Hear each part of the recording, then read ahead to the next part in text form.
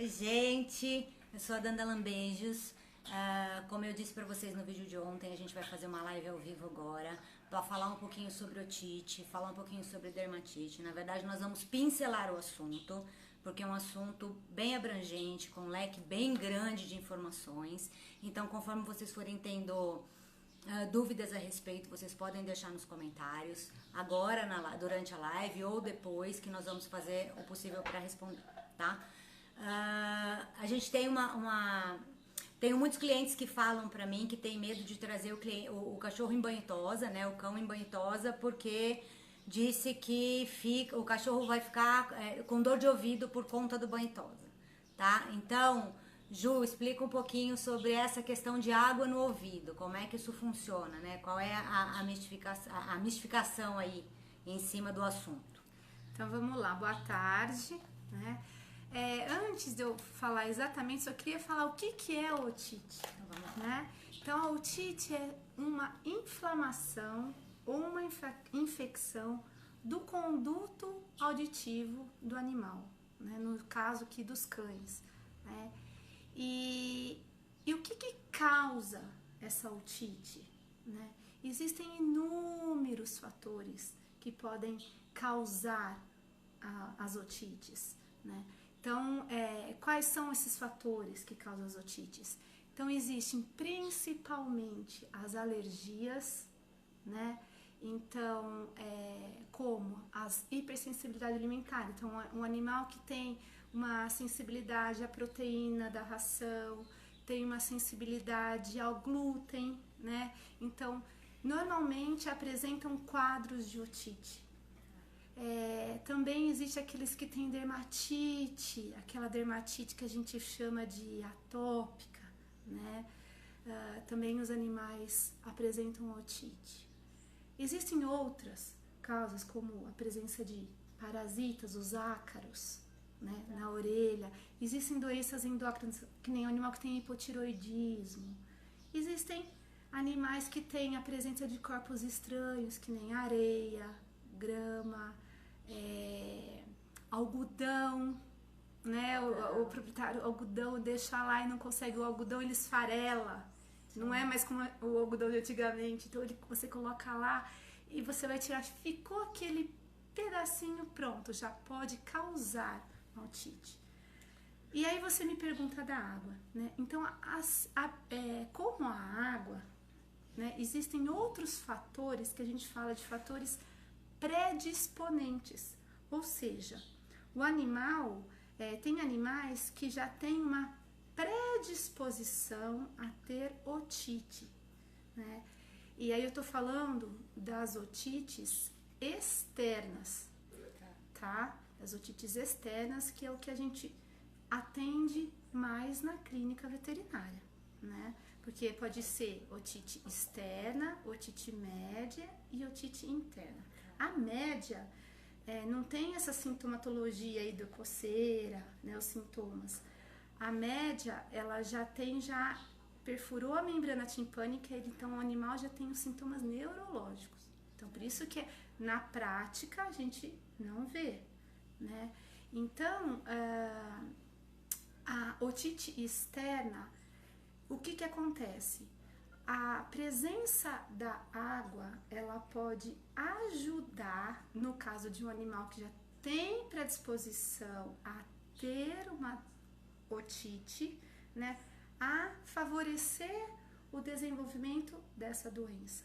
Mas ela não é a causa primária da doença. Tá, mas no caso, por exemplo, se um cão for pro banho tosa, tá? É porque assim, a gente vê, existem inúmeros profissionais de banho tosa, né, que trabalham, óbvio, a gente trabalha com cachorro, cada um tem o seu padrão, cada um aprendeu de um jeito.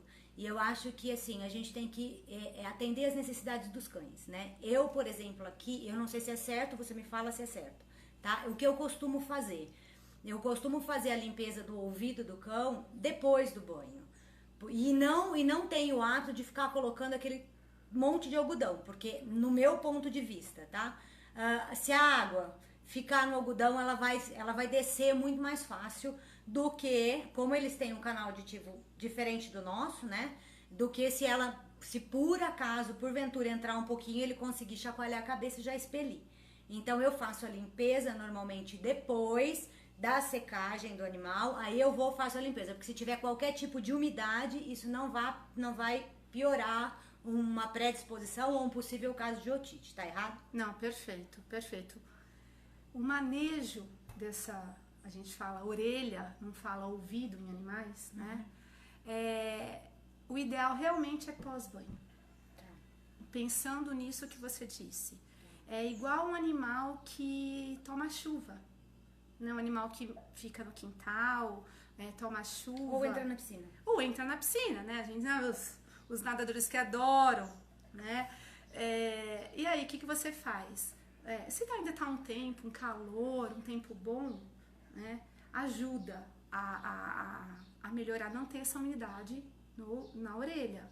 Agora, o ideal realmente é pós-banho dar uma enxugada do jeito que vocês fazem aqui, tá certo? Outra pergunta, que também é dúvida, tá? Tem clientes que chegam pra mim e pedem pra mim, Daniela, eu quero que você remova todos os pelos da orelha do meu cachorro, né? No meu ponto de vista, pelo que eu aprendi, né, até hoje, até por muitas conversas com você e acompanhamento,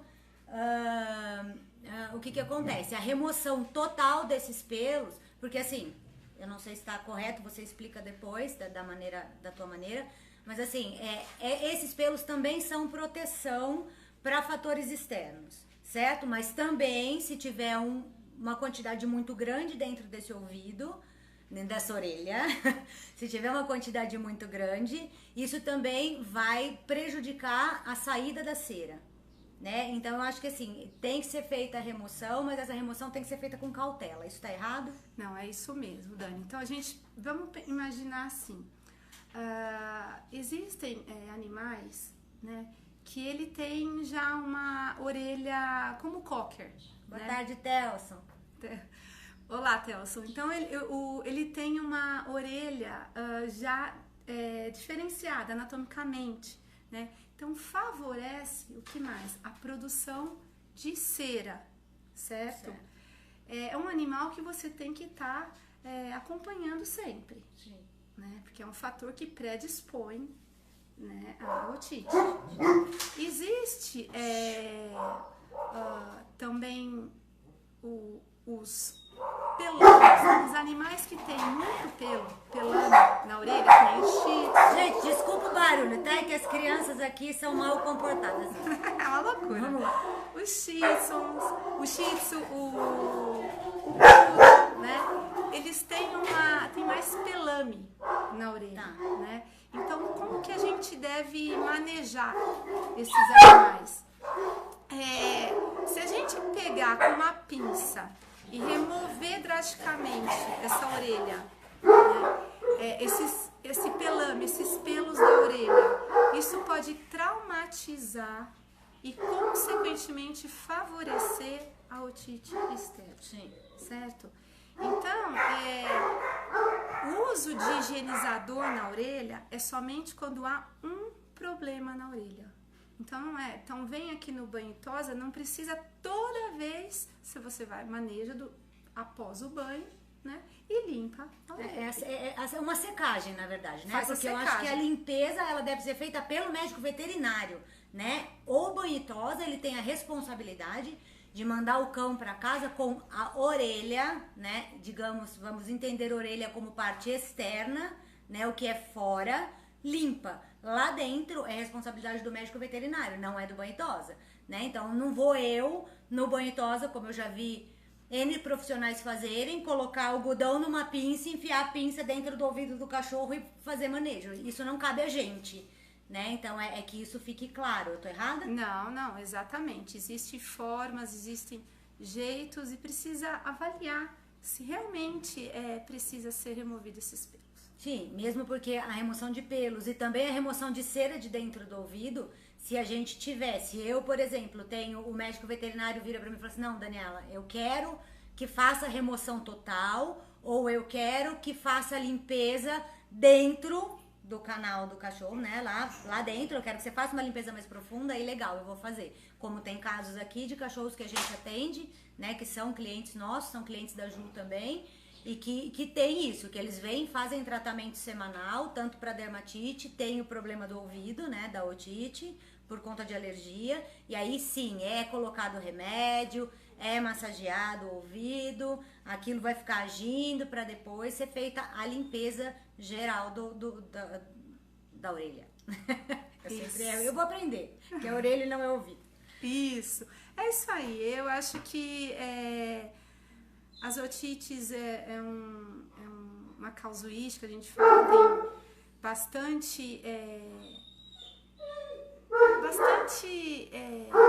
chega até nós, bastantes animais chegam até nós, veterinários, né, com esse problema. Então, assim, não dá nem pra... A gente tem que acompanhar, então quando existe um tratamento a ser realizado, pelo menos eu prescrevo e encaminho, no caso, né, quando é mais fácil, no caso da Dani, que eu tenho relação aqui, então eu já faço as orientações e ela segue as orientações. O que realmente não pode acontecer é achar que tem e colocar lá o produto, né? Sim.